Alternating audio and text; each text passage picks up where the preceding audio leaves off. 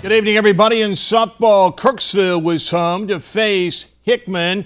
Second inning action. Hickman went up 2-0. Brittany Nelson singles to center field to score Riley Wilson. Kirksville's Olivia Denslow and Bailey Giles both singled for the Tigers in their half of the inning, almost in the same place, but they were stranded. Kirksville comes up short. The final was 5-1. In other games, Scotland County stopped Schuyler County 4-3. Putnam County lost to Hamilton 8-7. Atlanta lost to Meadville 11-10.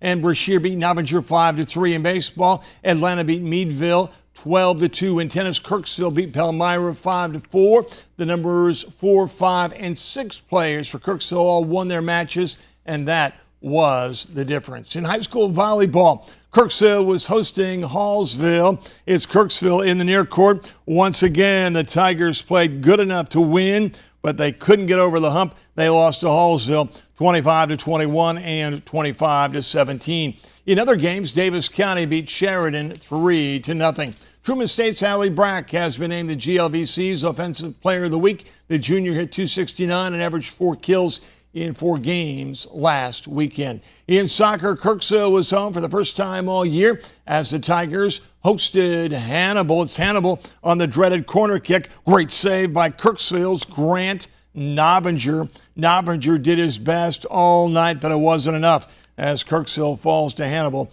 6-1. In golf, it's the Ottumwa Invitational from the Ottumwa Country Club. Let's start with Ottumwa's Matt Walker. Nice approach on 13 by last year's state champ. He lands his short, tough chip. What a slope on that green. Team-wise, Ottumwa finished second behind Waukee, while Roosevelt was third. As we told you last night, the Ottumwa football team had to forfeit its varsity and Southmore games with Keokuk because 2 players were declared academically ineligible, and the Bulldogs' second place finish at the Pekin Cross Country meet was thrown out for the same reason. Ottumwa Athletic Director Bob Kopatich thinks in a way it's good that the violations were discovered early.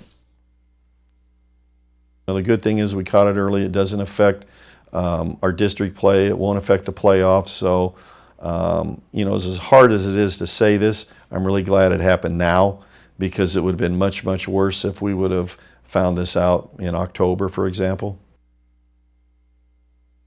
Milan travels to Slater this week. The Wildcats' main job will be to stop some speedy running backs on a team that has scored 95 points in its first 2 games. Have that presence of mind to make sure we're containing them and not trying to make these great knockout punches, but just contain them and making good tackles. Schuyler County hits the road for the first time this Friday as they travel to Salisbury. If the Rams want to be a hit on the road, they will have to hit. Well, it's going to be our offensive defensive line again. That's how it's been all year. If they step up and block well and tackle well on defense, we'll have a chance to win that game. But if they don't, it could be a long night.